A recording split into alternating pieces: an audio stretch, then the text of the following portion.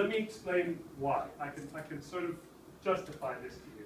It comes down to this book. Now this book I did bring on the plane because I didn't know if I would get it here. Has anybody seen this book? No. Christopher Booker's 7 Basic Books.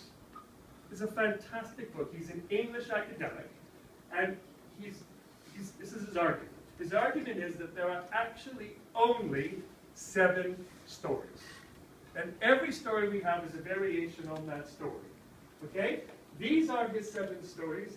It's the quest, vanquishing the monster, journey from rags to riches, comedy, tragedy, rebirth, and something called the voyage and the homecoming. Lord of the Rings. Okay? But if you think about it, I'll give you an example, a non-Harry Potter example. Okay? Jaws. You ever see the film Jaws? How does Jaws go? Jaws goes like this.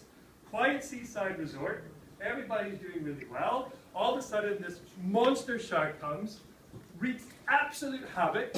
Okay, there's all kinds of guts and gore and limbs everywhere.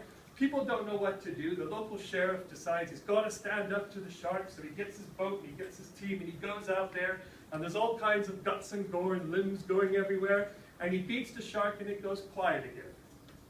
That's the story. That's the storyline. Overcoming a monster. Okay, vanquishing a monster. Show the story of Beowulf. From hundreds of years ago. It's the same story. Okay? This is the story of the Winnipegger Jason Marantz. Oh, yeah, vanquishing a monster. Well, all of it. A journey, the voyage of the rebirth, but you can have combinations of them. But Beowulf is the exact same. So my argument is Harry Potter has the exact same storyline to Exodus from Egypt, the Ethiopian tribe. Okay? And I was able to find images to prove it. Alright? And it didn't take me long. I have to tell you, I didn't quite finish this. I should tell you this. I did this on a Delta jet. I had the whole flight crew going, what are you doing? You know, oh, it's fantastic.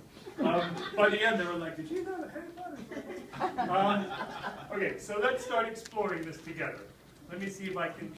And, you know, there are probably people that wouldn't agree with this approach, but my philosophy is if you can take stories that people are comfortable with and familiar with, and show them scientifically even, like Christopher Book points out, how it traces back, how you can get to the root, the biblical root of the story, this can only be a good thing.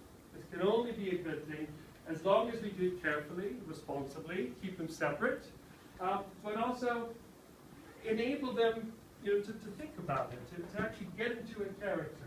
You know, what does it feel like to be Moshe? How would you feel if you were in that situation? And if we can look at Harry Potter or other stories and get that same experience, same idea, it might just get children more interested in the biblical stories themselves. And that's the kind of work that we're engaged in right now. To help make tradition relevant, because it can improve our own understanding and our own interest in our own tradition. And I think the third thing I'd say is, just speak your fun, and there's nothing wrong with that too. I mean, Elie Wiesel, this was a quote about one of the Holocaust stories, but people become the stories they hear and the stories they tell. So the more that we can